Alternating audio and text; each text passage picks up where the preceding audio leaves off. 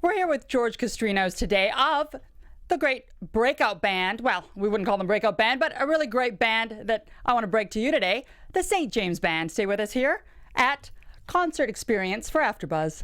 You're tuning into the destination for TV superfan discussion, AFTERBUZZ TV. And now, let the buzz begin. All right, so George, welcome to the program today. Thanks for having me. We're so excited to be here, and we are going to be talking and gabbing all things music today, global music, and promoting a little bit of your new CD, which is out now, Always Be With You. There we go, we got a little clip of the video up there. Yeah. Now, what I'd like to know, George, is Always Be With You. That's the title track, that's this video that we're looking at now. It's a single, yeah. The single off of this. Is there a story behind the title? Yes. Okay. I'm gonna throw that in your corner. Okay. That song would be like where, I mean, the video, you know, making that video was a little bit of a struggle, but I kind of got the idea across, because if you watch the video, there's a theme line of a couple that's up in their age, and you could think maybe the older gentleman is coming toward the end of his life and he's reflecting back. Mm-hmm. And then he's with his wife and he's been with her the whole time, and he's thinking about stuff, and then he is glad that he's by her side and he's always going to be with her. And then the flip side too could be kind of like, I wanted like a dual meaning where it could be like you're finding your way back home to like kind of like a spiritual God thing maybe, and then the response is God is saying, or your higher power is saying, I've always been there, I'm always going to be with you, and I'm right here by your side. So we tried to get that across in the video, but that's kind of what it means, is like, I'm always going to be with you. Does that give you a sense of comfort? It does. Does it give you a sense of comfort? It does give me a sense of comfort, because I spend a lot of time alone, and so it's nice to know that we're not necessarily really alone. Right. We are as alone as we choose to be. But we feel like we're alone. There's a lot of loneliness in the world. Well, so. Yeah, and the world is a big place, and Yeah. you know, when I was listening to this whole album, it's got a lot of the songs that have an underlying theme of being with somebody, being together. Do you believe in true love? Or does this transcend? Does the message transcend love for you? It does. But in the relationships sense. Based on the way of the world are difficult. So true love in the sense of the way the world sees love, I think people suffer over that, you know. In what sense? Well, I mean, most marriages end in divorce, and divorce is one of those things where no one goes into a partnership hoping that it's going to end or expecting it to end. Otherwise, you wouldn't get into the partnership in the first place. But I think sometimes society places too much pressure on people to stay together, when really the better move is for them to move apart. Right. And I think society has relaxed the stigma around I know, but divorce if it's true quite a love, bit. wouldn't true love be forever, eternity? But does true love have to be bound by marriage? No, that's good. I mean, I'm just saying, like, that's good that you're seeing it like that, because you know, people get together and they have that, you see people on the street or in a coffee shop and you can tell, like, that's a new couple, and then you can tell, no, that couple's been together for a while. And that couple's been together for a long time, and you can just see it, you know, like you see the people sitting at a restaurant and not talking to each other for the whole 45-minute dinner. But sometimes that can be good too, like where you're with somebody and you're just comfortable just sitting with them, like that's a sweetness too. But, have you been in love? Sure. Yeah. I was married. I would, you know. Yeah. Perfect. I'm going to go back to the band for just a second. We're missing a couple of band members. Right. Introduce your bassist and your guitarist. Those guys are not able to be with us. The guys on the record, that's Curran McDowell and Ethan Yeager. Those guys are from Philadelphia, and they went to I can't think. They went to Berkeley, actually. That's where they met. So. Okay. But they were Berkeley dropouts, but they were proud of being Berkeley dropouts. Anyway, I met them on a Craigslist ad a few years ago. Okay. Actually, like 5 years ago. And you just put out an ad for bandmates? Yeah, I did. Cool. And I got the drummer, then the bass player came later. I was playing with this other bass player, and it just kind of evolved. And yeah. Cool. It's good. Yeah, absolutely. But now the drummer's in Austin. He's getting ready to come back. So my band is kind of revolving, but those guys are my first right or refusal. Right, absolutely. And you do a bunch of, I don't want to call it freelancing, but you do a bunch of jamming with various bands as well. I'm a guitar player for hire, maybe. Now, being a guitar player, when was the first time you picked up a guitar? How old were you? I was like 9. All right. And I had this moment. I grew up in Florida, and there was a kid across the street, John Moore. Okay, you remember his name? Yeah, okay. And I would go across the street and play with him and hang out with him. And he had an older brother who was probably like 18 at the time. And we were forbidden to go in his room. Of course. So one day, I used to peek in the room and I could see guitars over there. I could see the headstocks of the guitar. The headstocks were like the tuners and stuff. And I would peek in and I was like, no, you can't go in there. And so one day I went over there. It was dark. Nobody was around. It's a little bit of the rebel streak in you. I peeked in the door and I saw the guitars and I walked in. And I walked over to the guitars and I started touching them. And I remember it was this red guitar. Now it was a Gibson ES-335. I didn't know. You know that now. I know it now, but not at the time. But I touched the guitar, and the brother was in bed sleeping. You were that daring. You went in there while he was in there. He screamed at me. He screamed at me, and I wet my pants. Not totally, but it did. I have to give you a high five for your introduction into guitar. Oh, that's so funny. And I scrammed on out of there. Wow. But you were stuck. That was it. Yeah, I was glued I there. was attracted to the guitars for sure. And then my older brother played a little guitar, and you know. Yeah. So it started back then. I got my first guitar when I was like 12, I think. Okay, and then went from there. Yeah. Cool. You've got a daughter, and she actually is a musician as well. Right. Jade, my daughter Jade. She was in the band Edward Sharpe and the Magnetic Zeros. They had a pretty good run, and then she left, and now she's out on her own. But she did good. Yeah. She actually did really well. We've got a clip of you guys playing at Coachella a little while ago. She made Papa really proud. Of course. Here we go. Let's watch this. This is a good day for me and her. Talk to us a little bit about this concert. This is Coachella. I think it's 2010, and I got to sit in with him. And this is her song. Now, the band had a nice collection of music, but this was actually her tune. But yeah. So she writes her own music as well, obviously. Yeah. But yeah, this is good. Now, the one thing, we're going to keep this video playing. The one thing I'm always curious about is, is this debate, nature versus nurture. Do you feel that musical gene got passed on to her, or do you feel she absorbed it because of the environment she grew up in, which is a musical environment? I mean, a little bit of both, but like, there was a time, she was 12 when I realized she could sing. I remember when she was younger, she was running around the house singing Whitney Houston and Mariah Carey stuff. And then she actually did this Grease play where she sang in the play, and I remember like, that was pretty good. And then there was this moment, I was in this one band, it was like 1997. Okay. It was called Fountainhead, and we were doing really good, and the singer just, some troubles came up with the singer, and we had to find a new singer. So I was running auditions for a singer, and we were living in Malibu, and I had this little studio in the back of where I had a vintage shop music store. Okay. Anyway, she would get off the bus there, and one day she got off the bus, and I was in the back with my band trying to find a singer, and she came walking in, and we were all just sitting there, and we were recording the auditions. And I go, Jade, sing something.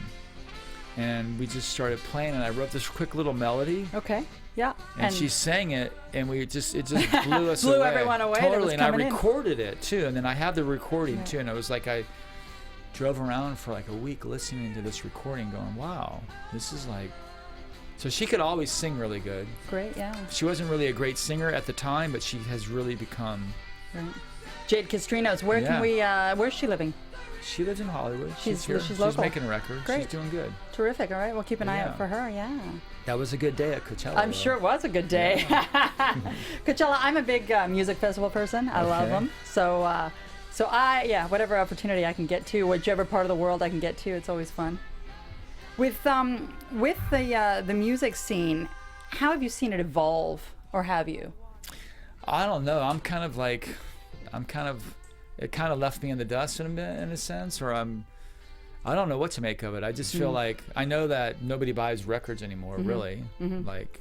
Yeah, I mean, we were hanging out the other day, and you gave me a hard copy CD, and I thought, wow, that's cool, because you try to get these days, and people say, well, just get on my get on my iTunes. Right. I'm a little old school, so I like physical everything. yeah. I like physical books. I like physical CDs. I like vinyl has physical made stuff. a big comeback too. So vinyl sells really good. Yeah. So when you're touring, if you have a nice merchandise booth and like vinyl, maybe a 6-inch vinyl, a CD, T-shirts, whatever. Yeah. So Speaking touring, of T-shirt, I'm sporting my St. James T-shirt like today. that shirt. I like it too. It looks I got really all good the- on her, I got all doesn't the it? memorabilia, and so I'm officially a fan now. Well, I was anyway, but Cheers. Cheers to that. Cheers. But no, it's it's one of those things where creativity, I think, if I wanted to ask you, I was thinking about it, and I was thinking, how do I define the type of music that you play? And it's a little blues, it's a little folk, it's a little rock, and then I thought that's exactly the point, right? Music can't be defined, and that's part of the beauty of it. I mean, it just is what it is. So that record, and to answer your question about the music business, I just know you have to get out and tour. Right. You really have to tour, and that can be tiring, but it's also a really beautiful experience if you're on the right tour.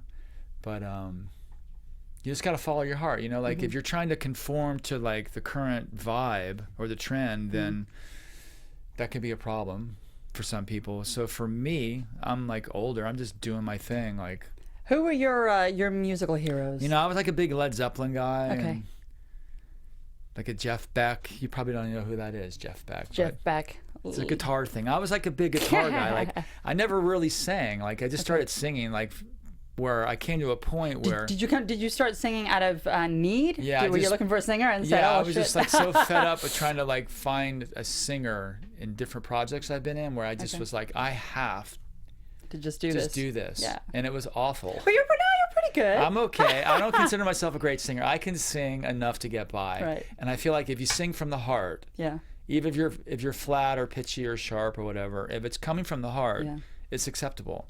I think anything coming from the heart, and I think that's part of what's missing in society these days is a lack of I don't want to say a lack of genuineness, but people are scared to be authentic.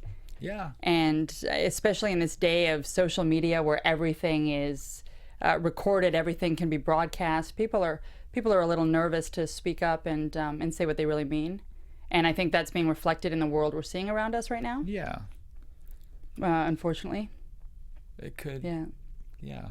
If you had to pick a defining moment for you music-wise, other than peeing your pants with the red guitar, do you have one? It's another one too. Like not long after that, probably I was like 10 or 11. My brother, my oldest brother, he's passed away now, but had a big impact in my life. But he played this record, Led Zeppelin 2. That's kind of like a pretty popular record even now. But I remember looking at this record, and there was a bunch of people on the record, and I couldn't figure out how big the band was. And I remember looking at the record, and I couldn't pronounce it. Oh, wow. And I was like, what is this? And then he played it, and then I heard that song, Whole Lotta Love. I don't know if you know that, but there's this big guitar solo in the middle, and there's a lot of drums. And like when I heard that, that blew my mind. Yeah. It literally blew my mind. I had never heard anything like that. And this is like 1970, right? 71 maybe, Yeah. And that was what was happening back then. So when I heard that, I wanted to play drums too, because I heard the drums in that song. Do you play drums now? No, I got a drum set back then. I just couldn't play Percussion wasn't your thing? I couldn't, but I loved looking at them. Like drums, like the finishes on drums, like that red sparkle and black diamond pearl, all these really cool colors. And so like now I collect drums. I don't collect them a lot, but I have a few sets of drums that I just like to look at. I just look at them. Do you play any other instruments? I can play piano and a lot of string stuff, but do you feel, I'm going to take it away from Jade and bring it over to you, do you feel you were gifted with music? To a point. Like when I was 12, I started playing and I picked it up pretty good, but I had to develop into it. Like my ear was a little weak, and like as time went on, I got better and better with it. And then at the age of 18, I was pretty good. I had it going. I was living in Florida, and I was doing pretty good with it. And then some things happened, and I kind of got off path, and and then kind of came back around. Yeah, the ways of the world can distract you. You have a studio in do. Hollywood. And there's been some greats that have played through there. Yeah. A little Orson Welles, a little... well, and the building I'm in has a lot of Hollywood Bing history. Crosby, yeah. Yeah. I think Elvis was also through there at one point. And the studio, like across the street from my studio, it's an alley that separates it, and there's radio recorders. It's like the old RCA building, and they would record tunes in there. And then back then they didn't have reverb plates, so they would record in reverb echo chambers to get the vocals right. So they would record their music across the alley and do the vocals in my building where I'm at. Do you feel they're ghosts at all? Maybe. Late at night it can be kind of creepy in there. In a good way, right? Yeah. Yeah, but there's a lot of history on that whole street there when you were there. Like, right. Well, and you're adding your own history to that. Yep. Yeah.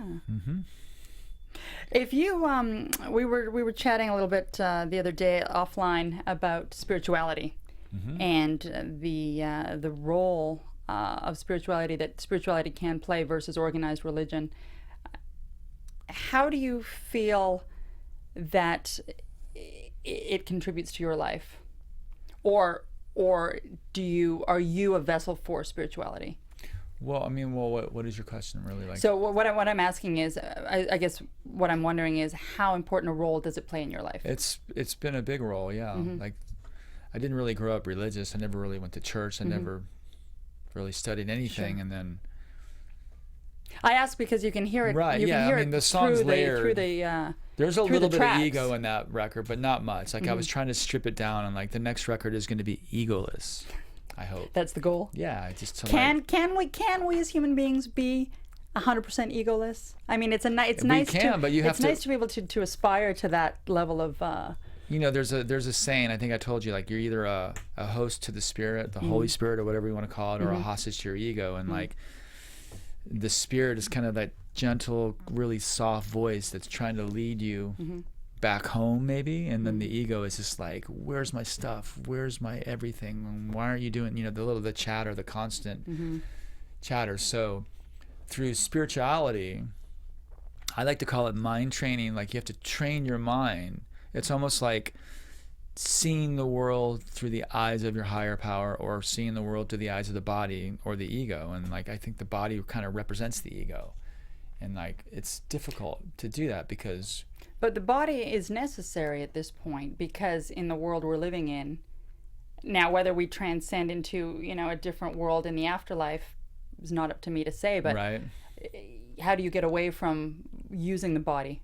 The body, in my opinion, the body is different than ego. Well, and a lot of non-duality teachings, or like the Course in Miracles, for example, would say that you're really not a body. That you're kind of like in Kansas, dreaming of the yellow brick road. This is kind of crazy, but if you use your body as a how do you say it? For the purpose of the Holy Spirit, or the Spirit to like guide you, then the body is just kind of like neutral, and that it'll be taken care of, and it'll always be healthy, and you don't have to worry about it. But then if the body's used for the purpose of the ego, then it suffers, and it ages, and it has problems, and that's just the way of the world. Now, is that a lot in our minds? I mean, the power to control how we view ourselves?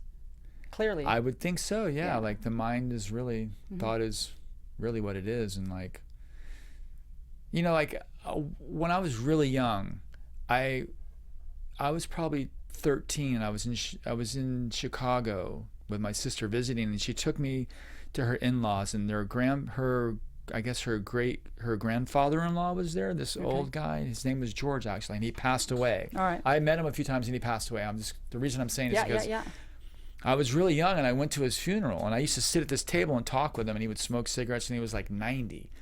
And then like a few weeks later, he passed away. And we went to the funeral, and I saw him in his casket, and it was the first time I ever saw a dead person. Death. Yeah, but the first experience with death. The reason I'm saying this is because when it's almost like when you see a dead person, there's nothing there. It's just the body, and there's nothing there to tell it what to do. So like, my mind is telling my body what to do.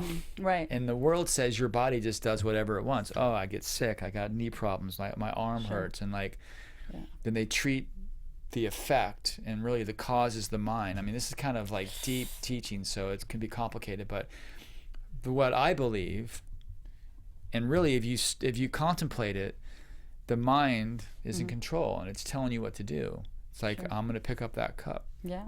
And I think... Does that make sense to you? Like, yeah, when no, you really think about it. It does. And so all sickness is of the mind, and the body is just, it's proven to you what's going on. And if you heal the mind, then the body will follow. Which is very different than what Western medicine tells us to do, right? A lot of Eastern philosophy in what I'm hearing out of you. Have you been out to some of these Eastern places, India or I've been to Indiana. Tibet? Indiana? I've been to Indiana. No, I've never been. I'd like to go, but you don't have to go there. No, I'm not saying you have to go. But I would like to go, but yeah, there's something to say about that. Sure. Yeah. But there's a lot going on here, and like in the 30s too, in the early 1930s, there was a big spiritual movement going on with like Ernest Holmes and Science of Mind, the I Am discourses, even the 12 Steps, the AA program was written in the 30s, and there was a lot going on then that was kind of transcended from the East a little bit. Yeah. So we got it going on here, I think there's a big movement going on now too. Yeah, and for me, the power of the mind is, I'm a big believer in the philosophy that everything just is. It's not good or bad until you assign it a good or a bad. Right. It's not big or small until you assign it a big or small. And so that is all our own ability to carve out a path for ourselves. And it can be a path that sees love and sees happiness and sees opportunity, or it can be a path that sees fear and stress and try to negate that. And the moment is the moment, right? Yeah. Yeah. With your music, I'm going to go back to the music. Okay. What sound? I mean, for those that want to hear the album, how would you describe it? I mean, it's kind of like a blues rock blues type of feel, but then. So I had it right. I don't really know. You know what I mean? Yeah. Like, I don't know what to make of that record. Yeah. I'm kind of over that record. I'm working on another one, but that's I'm proud of that record. Some of the songs I don't really like to sing them anymore, but. Okay. There's a couple on there, but it's good. Okay, perfect. When can we expect a new record from you? Probably in like 7 months. Okay, so you're easing into it? Yeah. But this next record's going to be probably more bluesy, I think. Okay. I'm like a blues guy at heart. Like when I listen to those those Mississippi Delta blues guys, it literally will crack me open. Yeah. Well, I grew up in Calgary, up in Canada, and so I'm a little bit of a country blues kind of girl. The country blues is beautiful. Like it's really like good, Mississippi John Hurt, or there's a guy Mississippi Fred McDowell, or Sunhouse. When I listen to those guys, that's like pre-electric guitar, like so good. Yeah, it warms my heart. So good. It'll make me cry almost. We don't want you to cry. Well, there's a song on there called "Come to the River." It's kind of like has a Mississippi Fred McDowell feel. I think that's, but that's also like I used to study this one spiritual teaching. They always say like, just go with the flow of the river. Like go with the flow of the river. So those old blues guys would sing tunes like, I'm going to go down to the river and lay my body down. I'm going to die because it was so tough, like hard times, sad world. So in my tune, I'm saying, come to the river and we're going to wash your tears away and like everything's going to be fine. And you watch the river flow, if you go with the flow of the river and don't fight it, that it'll take you where you want to go, Can you feel those times when you're in flow and when you're not? Yeah, totally. Yeah. Like, you're able to recognize that. If you're a hostage or if you're a host, if you're a host, it's like pretty much happy, joyous, and free. And if you're a hostage to your ego, you're restless, irritable, and discontent. You ever felt like that? I have. I try not to anymore. How do you feel right now? I'm feeling good. I got my St. James shirt on. I'm feeling good today. No, you can wake up and, knock on wood. I think the biggest problem anyone can have is a health-related issue. I think aside from that, you can get yourself to a place where you want to be with a little bit of it's interesting. We have a word, it's tough to explain it. It's in Greek. I'm Greek, and so we have a word in Greek called thelisi. I'm Greek too, a little bit too. Are you Greek too? A little bit. There you go, a little bit Greek in there. Thelisi basically means, there's no literal English translation, but it basically means a want, a drive to and in a positive way to get something done. And so when you have thelicit, it means you just, all of your being wants something to happen. And I think that even when you have some health issues, if you have thelicit to overcome them, you can get to a point where you're comfortable with where you're at. And that's important. Well, you look pretty healthy. Yeah, well, we were having some sushi the other day. That's healthy. It's good. You know, I think life is too short, and I think you have to enjoy what you do, and I think you have to enjoy who you're around. And if you don't, you need to take a step back and figure out why. So I've personally have no time for people that complain. Right. Although it really helps in songs. I hear you. Yeah. I think for me at this point in my life, where like I'm a pretty good like spiritual student, I'd like to think. You know, I have moments of clarity, and I'll kind of see the light, and then I go back to like learning. And so like I'm in learning right now. Okay. I'm training my mind, but do you aspire to enlightenment? I mean, yeah, you know, that would be the goal. It says like to be enlightened, it would be hard to keep your feet on the ground. So I think the mind can be enlightened, but the body is kind of like the way of the world. But what I was going to say was there was this prayer that I came across. It's actually in one of my songs. I shortened it, but the prayer would be, or you know, almost like an affirmation. What would you have me do? Where would you have me go? What would you have me say, and to whom? And to live like that means I have to let go of anything that I think that's best for me. And if I can just be guided and like step back, and then life is so much easier, and it's easier to wake up. But if I'm in the way of like, well, what do you want me to do? Where do you want me to go? What do you want me to say, and to whom? And then my chatter part of me goes, well, wait a minute, I got to do this, and I'm supposed to do that, I'm supposed to go do this, and all these things. And like it would be like if we were hiking, you know what I mean? Or like we're on a hike, and we have a guide, and the guide is an enlightened being or something. Yeah, and he wants to stick on the path, and right? There's a path, and he knows the way. Don't cross the little red line. He knows the way to the mountaintop, and then we're cruising along, and all of a sudden I go, wait, I'm gonna go this way. There's something over there that I like that's calling me. Right. Then you guys go, okay, we're just going to wait here for you. You go run along. It might be dark over there. It might get crazy that way, but we're just going to wait. We're not mad at you. We're not going to like crucify you to hell. We're just going to wait because we have all the time in the world. Like it's eternity. And like, and then I run along and do your thing over there. I'm like, go out there and beat myself up. And but this is the thing. Then I come back and you're waiting, and they go, oh, shall we continue on? And then we continue on, and all of a sudden you go, wait, I gotta go now, and you go down. Like, we're just gonna wait. If we just wait for you, so there's all the time in the world. Just find your way, you know. Do you feel called to do anything right now? Are you called to play music? Are you called to share a message? I am. You know, the message is like, this is the message, you know. Yeah. What would you have me do? Where would you have me go? What would you have me say, and to whom? And it's unfortunate that this message isn't shared with our youth a little bit more. I mean, it's getting around. Then all of a sudden the world will call me back in, and all of a sudden I'm a hostage to my ego, and I'm angry. Where's my stuff? Where's my stuff? Where did it go? Why have I not achieved what society tells me I should have achieved by now, right? There's a quote. It says, a healed mind makes no plans. That's a difficult statement. It's like, how do you do that? Speaking of healed minds, it's Mandela Day.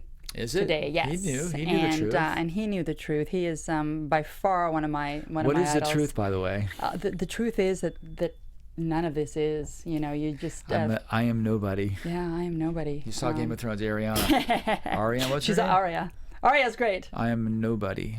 That really means I am nobody. Well, you know, I am nobody. Like, think about that, right? I'm interested to see how her character turns out. Yeah. But she did some really pretty heavy deeds in the last season, but you haven't seen that, so I won't tell you. You know what? I finished season 5. Right. I'm Game waiting. of Thrones. Yeah, Game of Thrones. Yeah. I just found it fascinating with the whole the faces and being, you know, there's a lot of underlying messages in that show. Totally. And it's together with the cinematography. I mean, you know, a lot going on. It's a great one, but with her and with the themes. We were talking about, I lost my train of thought. Now, what were we talking about? We were coming from just the spiritual aspects. Yeah, of just music coming back from no. But I had a. You distracted me, George. I'm kidding. I had a thought in my head where this was going, but basically, it comes down to, I think, being comfortable with yourself and listening to that little voice that we all have inside of us, right? Sure. And trying to filter that out. But I think that's where coming to a place of I don't want to say silence, because not everyone is a meditator, not everyone prays, but just a place where for you have some peace, whether that's cooking, whether that's playing music, whether that's playing a sport. We can all find a place where we get into the zone, and we can differentiate when we are in the zone and when we're not. And I think that's where you find happiness. Yeah, you can always tell by the way you feel, you know. Mm-hmm. There's a quote, in A Course in Miracles perspective, it says that the ego speaks loudest and first, Okay. and that it's suspicious at best and vicious at worst. And then the spirit is the quiet voice that's just gets drowned out. But if we train our minds to like only be a host, then we can hear the guidance, Right. and we can kind of like Now, not silence the ego, but you almost like you transcend the ego. You take, it's almost like perception and knowledge. The ego is perception, and we're seeing through the darkened glass, and then we train our minds and we transcend the ego into knowledge where it's only truth. Now, for some of the viewers at sounded good, home, didn't some it? of the people that, yeah, absolutely. But that's what I want you to explain is, you've talked about training the mind. How does one go about doing that? Well, just like anything, if I was a piano player, Yeah. I would play the piano and I'd do my scales, doing them over and over, repetition, and then you get to the point where you can just do it blindfolded, and then you can just do it without even seeing the music. What do you do to train your mind? Well, like I like the Course in Miracles. So the Right. Course in Miracles has it's a text. It's a book. It's 3 books, and there's lessons. There's 365 lessons, one for each day of the year. Sure. And then there's a textbook to help you with the lessons. And then there's a manual for teachers in the back, because it kind of wants you to be a teacher-student or student-teacher. So for me, the mind training would be like through prayer and meditation and doing the lessons on a daily basis to train your mind only to see the world through the eyes of your higher power and not see it through the ego. Because the world through the eyes of the ego is a crazy place. Look what's going on. Yeah. It's hard to deny that because we're here. Right. But any non-duality teaching will tell you that you're not even here, that Yeah. you've made the whole thing up, that you're dreaming a dream. Well, we're in and a dream. Kansas, right? Yeah. Yeah. Or at home in the heart of God, dreaming of separation. Or of togetherness, Yeah. dreaming that somebody will always be with you. You know, like they say that there's a lot of talk of oneness. And Okay. like, Between all things, yeah, all so beings. what is oneness in a world of duality? How could you be, how could there be oneness when all we see is duality? One has to be true and one has to be illusion. And Which do you feel is true? well, the eyes prove that I'm separate from you, and that you're over there and I'm here, and I have my body and you have your body, and I have my little private thoughts and everything. But Yeah. if there's only oneness, then that can't be true. So it's the Twilight Zone. It's the Twilight Zone. Zone. You've got your guitar. We've got a few minutes till we wrap up. Will you strum a little for me? I guess. 'Cause I love it. I don't really want to, but I will. No, you will. You will. I'm going to play a short version Okay. Of of title Always track? Be With You, okay? Amazing. I would love to have you do that. I'll try to do that. Let's see if I can do that. Can you sing? Will you sing with me? Oh, goodness.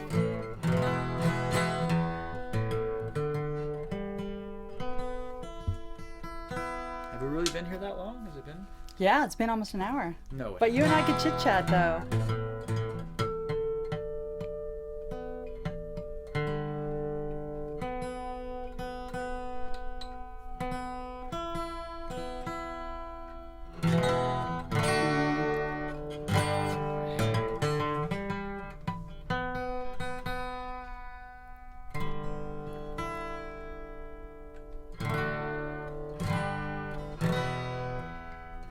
Almost there, almost there. Yeah.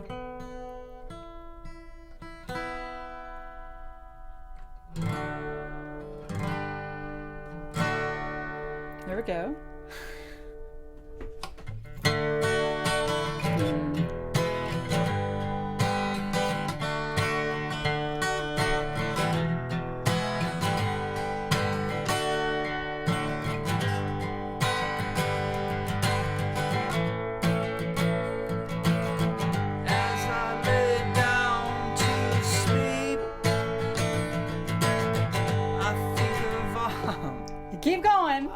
I'm gonna sing the chorus with you. So we'd be like, as I lay Down to sleep, yeah. think of all the fun that you've had. A teardrop trickles from your eyes. So glad I got you by my side. Now I found a way back home to you. And I promise you, my love, I'll always Be with you, always be with you. always be with you. Always be with you. Always be with you. Yes, I will. Yes, I will. I'll always be with you. Yes, I will. Yes, I will. I'll always be with you. Woo. Way back To you.